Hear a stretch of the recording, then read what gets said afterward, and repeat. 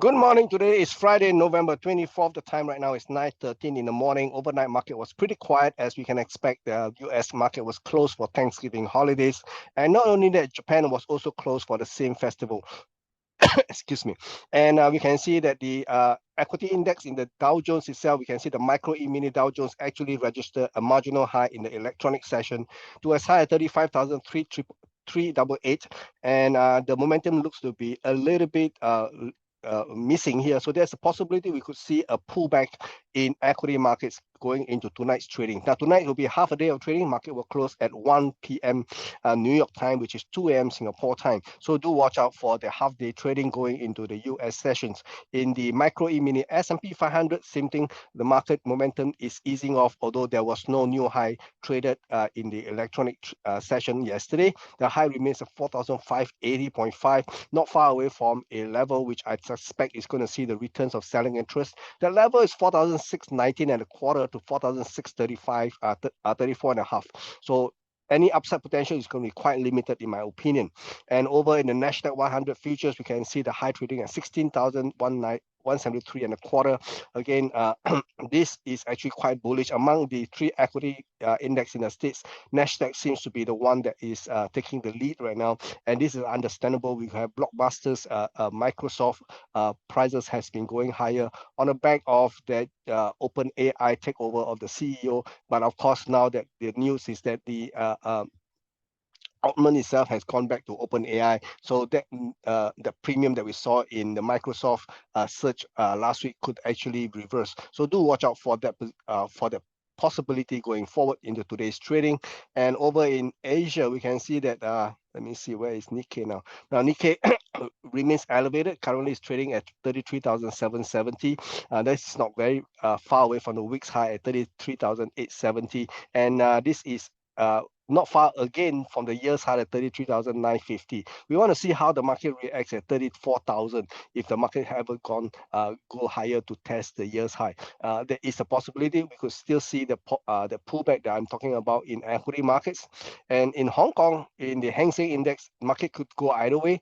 Market could either go higher to test the 18,257 to 18,415 levels, or the market could go down to test the 117 100 levels. So either way, the market can swing either way in the Hang Seng Index. So there is no concrete view as far as I'm concerned. In the dollar has actually came off quite sharply on the back of last Tuesday CPI numbers. You can see that the market actually tanked quite a fair bit. And although we do see a bit of a rebound, this rebound is probably going to be capped around 104.22 to 104.44 levels before we see the extended decline below 103 as the market progresses into next week's trading. Over in the euro seems to be benefiting from the decline in the dollar. So top side is about 109.85 to 110. So if there's going to be any kind of a rally in the euro dollar, that is about the top. On the other hand, the decline from 109.65 does appear to have a possibility of a three-wave pullback, targeting perhaps 108 to 107.85. Sterling looks very, very firm. Sterling, I think, is quite bullish for now. There's a possibility market may even take the market beyond the 125.70 high that we saw yesterday. Top side is about 126.12 to 126.43 in my opinion. Aussie also seems to be very elevated, but again, the pullback here looks very shallow, and I cannot rule out the possibility of another dip going into 0.64 half to 0.6490 levels. So do watch out for a limited gain to upside, but I think the possibility of a pullback remains quite real. Now, dollar versus Canadian, generally speaking, does appear to be weakening. And if the market do take out this support line here, it could actually unravel all the way to 135.80 to 136. So do look out for further losses in the dollar Canadian rate. Dollar yen, although we see a very sharp reversal from the Wednesday low of 147.15 to 149.75. The entire structure, because of the break of the support line, does suggest that there is a little bit of a bearish bias in the dollar yen rate. I do suspect that over time, perhaps next week, we could revisit the 147.15 levels all over again. And in the precious metal market, gold prices remains very, very firm. Market is just hovering above the support line here. There's a good possibility the market may actually attempt to to rally back into the $2002.80 to $2017.80 bracket. We can see that the market has actually met some kind of fierce resistance around the 2007 to 2009 level in the gold market. So let's see if this is going to be the case. For the market to extend higher, it must take out the $2017.80 barrier before we can see higher prices. In the spot silver, silver remains consolidating. High traded this week was $24.14.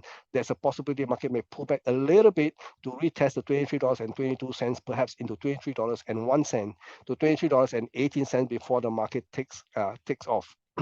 Over in the crude oil market, we can see crude oil continues to ease back yesterday, but there was a reversal. Market traded to a low so far at $73.77 on Wednesday after the market actually sold off rather sharply. So we can see the prices are back up into the $75 range. So we want to see if it can actually take out the the $80 range. If the market can take out the $80 bracket and break the overhead resistance, there is a possibility it will retest the $83 levels.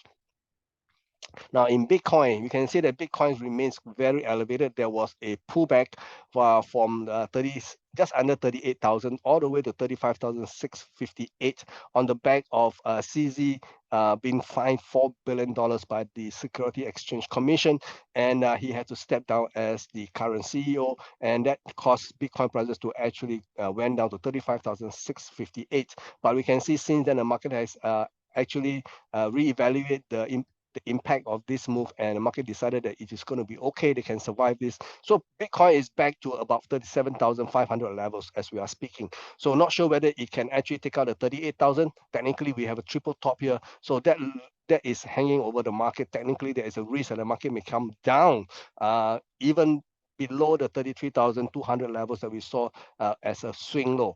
If that is the case, my target, I'm looking at 30,000. Okay, so do watch out for the possibility of a massive unwinding of position going into the end of this month itself. That's all I have for you. In the meantime, you take care, and I wish you guys a great weekend ahead. Now remember, tonight is only half a day of trading, and I'll see you next Monday. Bye-bye.